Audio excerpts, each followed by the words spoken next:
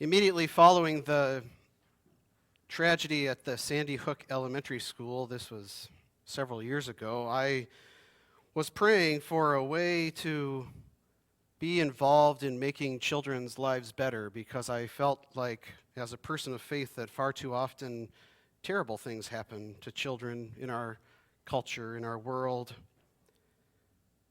And interestingly enough, I prayed that prayer, and the next day in a piece of mail at one of the churches that I served, there was information about becoming what is called a CASA, which stands for Court Appointed Special Advocate. It's a program with adults who work with children in the foster care system, and they represent those children in the court because often everyone within a case in a family court system like that has a voice except for the child, and you would think that we would want to represent the best interests of the child, of course. And that's where CASAs step in, is to represent the child in court. And so I went through the training and I became a CASA, and all that you do is meet with the child on a weekly basis, spend some time with them, get to know them, hopefully gain their trust so that they will tell you what is going on in their life so that you can share that with the court and advocate for them when things need to be changed. I did that for several years until I moved up here. I haven't reconnected to a CASA program here, partly because I live in Oakland County and I work here in Genesee County, and I've been confused about where I should connect up. Where would be the most valuable place for me to serve? But for a while, I represented these children that needed a voice. One kid in particular was a teenager, and you would think that a teenager would be able to advocate for themselves, but I found even for this child that I needed to speak up for him. But I'll also admit that he was hard to speak up for at times, partially because he wanted to have his own voice, but he was technically too young according to the court's eyes, and so they wouldn't listen to him.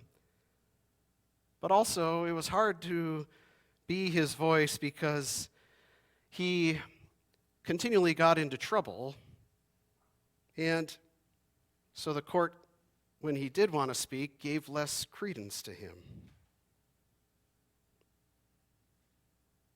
But I love Patty's point. We all do both good and bad. And as I got to know this young person, I didn't see what the court saw, which was a kid that was always getting into trouble. I saw someone who needed a voice and needed someone to stand up for him. I don't know exactly what happened to him. I think about him every once in a while. But I know this, that he still deserved love, even when it was tough at times to love him. And that's what we've been talking about for the last few weeks. We've been in this series called Tough Love. And this is our final Sunday. We've talked about listening and understanding those that are different than us. We've talked about having compassion. Well, we were supposed to. I was gone that Sunday. Last week we talked about being more accepting of those that are different than us. And today we're going to talk about standing up for people that are different than us. And this is sometimes the hardest thing for us to do because we are built around wanting to be on the inside of a group or to be part of a large group. And so those that are on the outside and need a voice and need to be stood up for, it's often hard to stand up for them because we'd rather be in the large group, not be with the people on the fringe. We'd rather be in the centers of power rather than being with those who need a voice. In middle school, I had a friend who was always picked on. In fact, I probably liked him because he was picked on, and I've shared with you before that I was picked on as well. My bullying was so bad that I planned my routes out each day to get from one class to another because I knew who I would meet where, and I avoided people. I know, I'm so cool now, and you're like, how is that possible? I avoided But this friend of mine who was bullied just as ruthlessly as I was, he had a different response. He fought. And I don't know that I would often claim to be much like Jesus, but I believe that in this way I was at that time because I loved him. He was an outsider. And maybe as I said, I loved him because I was an outsider too. I think maybe that's why Jesus loved outsiders. We don't tend to think of Jesus as an outsider, but remember that he was born under what the world would consider questionable circumstances. He undoubtedly was picked on as a child for that. And he certainly knew that he would end up as one on the outside, despised and on the cross. So I sometimes wonder if Jesus loved outsiders because he was an outsider too. Regardless, Jesus loved people that others had a hard time loving. And I loved this friend of mine, even though others really did not treasure him. We know that Jesus loved those that others had a hard time loving because of today's scripture, which is a case in point.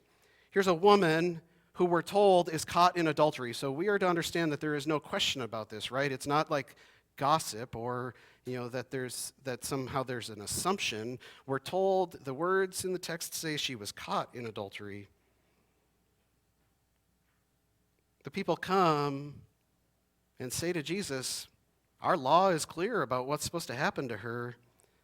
But Jesus oozes love in this story.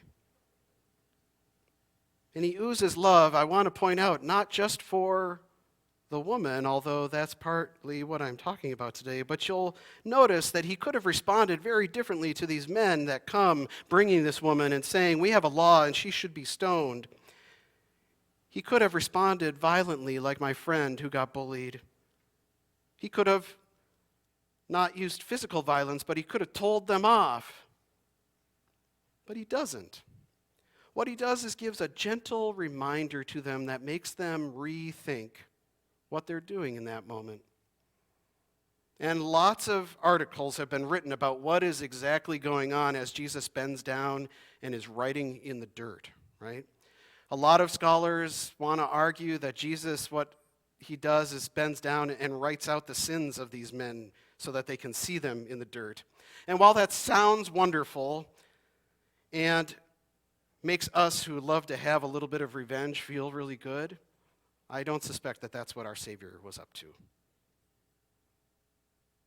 I think he was simply giving them a chance to rethink what they were doing. And he asks a pertinent question, and you'll have noticed the response when Patty said, have you ever done anything bad? All of us were like, oh yeah. That's all Jesus does. So I tend to fall in the camp that he is just doodling in the sand.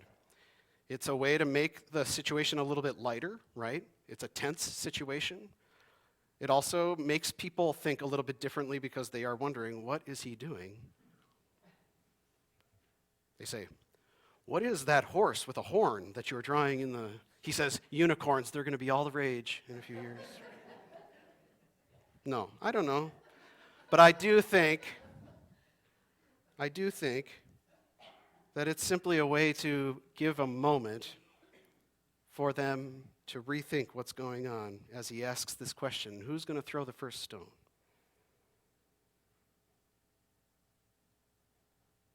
He oozes love because he gently reminds these group of men that are wanting to punish this woman, and he lets them go gracefully when they realize that they too have sin in their lives.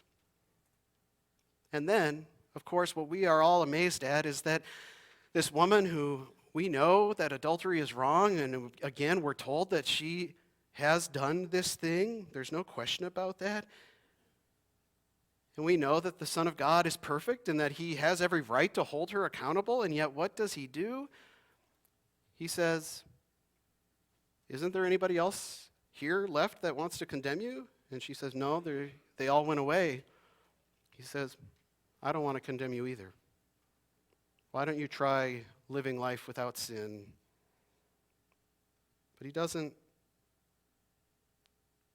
do what the world expects. He gives her love and grace and a moment to change her life. I'm jealous of Jesus' actions in this moment.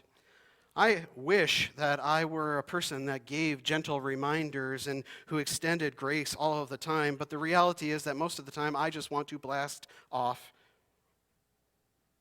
and get back at people and say, you've come home and you've said to your family, oh, I was in this moment and now I can think of all these great comebacks. But the reality is that I want to be more like Jesus. I want to love both those that would want to punish people and those who the world says should be punished.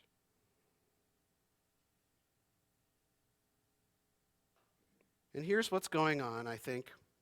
Jesus responds the way he does because he sees everyone as valuable. That's the key here. He doesn't, condemn one side or the other, but instead gives grace all around because he sees the value in people.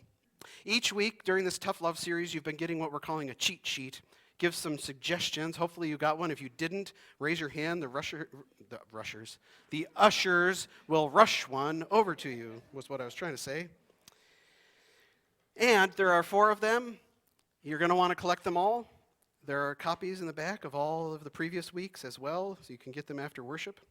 But I want you to notice that second phrase, we need to know that all people are valuable. None are better than others. This is a hard one for us to wrap our minds around because we love to categorize people into better and less better, let's say, if we're being really generous. And if we're not, we like to categorize people into good and bad, right? But what Jesus' response here, where he offers grace to everyone, does is admits that we all have value. So we need to know that that is true.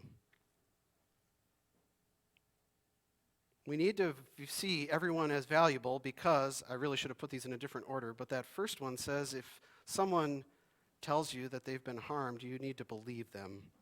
We never will if we don't actually value people, right? If we can judge someone as less than us, then we can discount their suffering. This is how war works, is if we can make them other and make them less than we are, then the atrocities that are committed against them somehow become permissible. But when we have God's eyes and see everyone as valuable, we can't accept even our enemies' suffering. And it's important, this first phrase, that we believe people, because I hear this a lot. In fact, I had a conversation just a few months ago with someone, and they were talking about a political issue, and it's not even important. What I want to point out is that I encouraged them to think differently, because what they said is, do you think that, X, that they're truly suffering when they say that they are? I said, that's not the question as a person of faith that I ask, not are you suffering, but if you tell me that you're suffering, as a person of faith, what I say is, how can I help you not be suffering? I just believe you. If you're going to tell me that you're suffering, I'm going to believe you. I think that that's important. Because too often, again, we sort people into categories and we decide whether their suffering is real or not. But instead, we need to believe people when they say they've been harmed. And to try to find some way to then stop and interrupt. Those are words you see in that third point. You see stop unkind conversations. We need to be able to stop and interrupt things. These are good words. On the next page, you'll see interrupt any harassment or bullying. So stop and interrupt. We need to be able to hit the pause button when people are being harmed actively, or when they tell us that they've been harmed. We need to find some way to interrupt that cycle. Jesus interrupts here. That's what happens. That's why I don't think it matters what he's drawing on the ground. What that is an interruption. He, I think, again, intentionally interrupts in a certain way. What he does is gets down on the ground. Again, if you know anything about body language, if we stay up, we look more threatening, right? Jesus gets smaller and goes down to the ground in order to be non-threatening, and then asks these questions of these men. He finds a way to interrupt what's going on, and it changes the trajectory of this situation because these men have an assumed outcome, which is that this woman will be stoned for what she's done. But Jesus ends up changing the direction of the story by interrupting in the midst of her potential suffering. These are hard things to do, to stop and interrupt, especially if it's actively happening around us, right? I never knew quite what to do when my friend who was being bullied would then start to fight, right? Because I didn't think he should be fighting, but I also was not the type of person that was going to get into the middle of a fight. I was never very good about that. I think sometimes we need to be. In order to stand up for others, we need to insert ourselves and interrupt those things. I tried sometimes with my words, but I was not the type of person to physically get in the midst of that. Part of that is that that friend of mine was a very good fighter, and I didn't want to take it from him. And I knew that I would. You know, when you get into the middle of something like that, it can be very dangerous. And even Jesus puts himself potentially in danger here. I want you to understand that. Sometimes standing up for others and stopping and interrupting cycles of harm and violence can mean that we sometimes get harmed. We need to be aware of that. That's part of tough love, is understanding. We always want to stay comfortable and not get hurt, and I admit that I did not stand up for my friend in the ways that I should have because I was afraid as a middle schooler of what physical harm would happen to me. As an adult, I've come to understand that sometimes we have to accept that stepping in to prevent harm and hurt means we may end up hurt.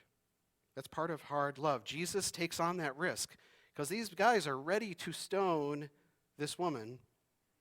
And if someone were to stand in her way, I think they would have thrown stones at him as well. Especially because for them, the most important thing is the law. And if Jesus says the law is not important, he has suddenly made himself a heretic. That means someone who doesn't actually believe the faith correctly, and that's also something that could be punished. We don't always have to be the one to stand up, though, and so this next, you'll see on the next bullet that it invites us to remember that we can also help others to stand up for themselves.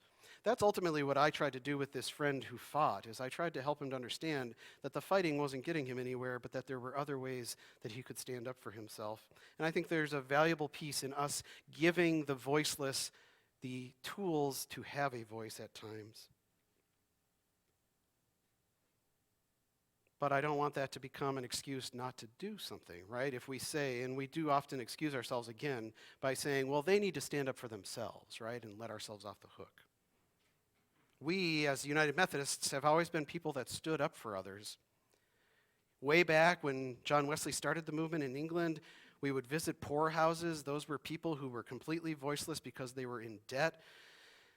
It's a good thing we've gotten rid of poorhouses because the level of credit card debt in our country would probably mean that everyone was in a poorhouse at this point. Essentially what that meant was that if you had debt that you were not able to pay back, they were able to throw you into a prison. They called them poorhouses, but they were prisons, work prisons.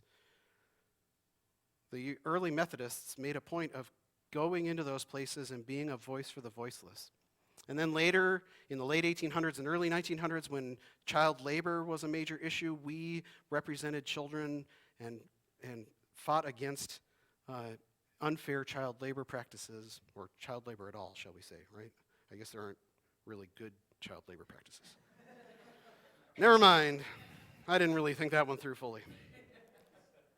We have always been people who stood up for those who were voiceless. And it's because we have specific values as people of faith. And it's because we follow this Savior, Jesus Christ, who stood up for people. That's what he does. I love this story because he literally bends down, and then it says he stood up, and he literally stands up for this woman. He literally, though, stands up for these men as well to say to them, I'm going to let you go gracefully.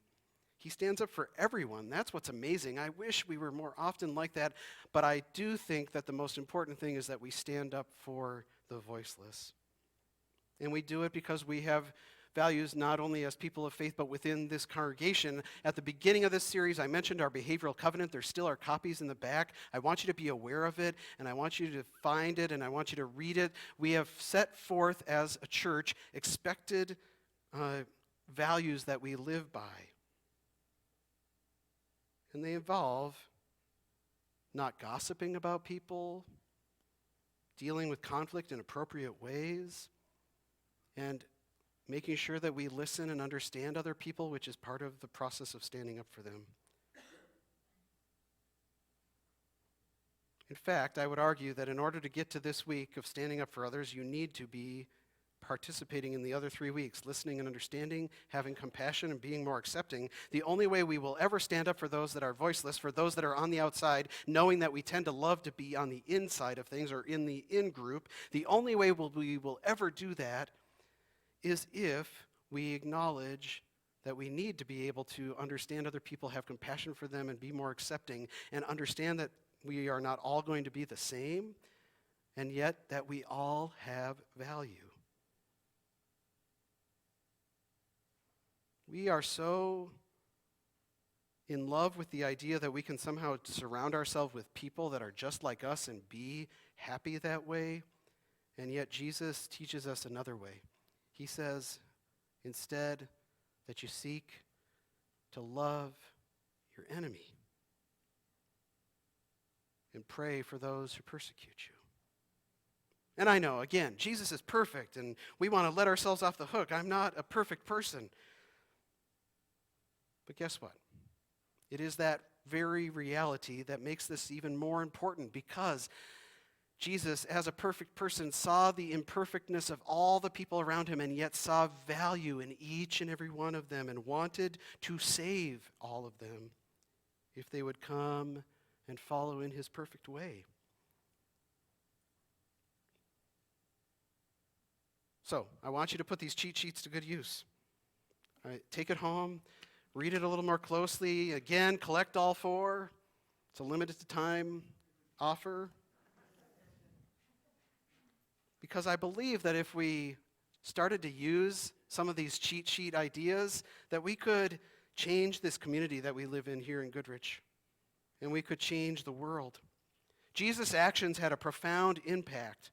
We see it here concretely in this story, but his life did not just affect one woman and this group of men. We know that there are gospel stories throughout where Jesus' actions affect people, but of course, his ultimate action on the cross affected the whole world. Jesus' actions had a profound impact, but ours should as well. We're called to be people who share God's love, even with those that are very different than us and those that we disagree with. And we don't get to let ourselves off the hook. You know, Jesus could have looked the other way, but that is not in his nature. And when we want to be Christians, which means that we want to be like Christ, then we must also engage in the same ways that Jesus does.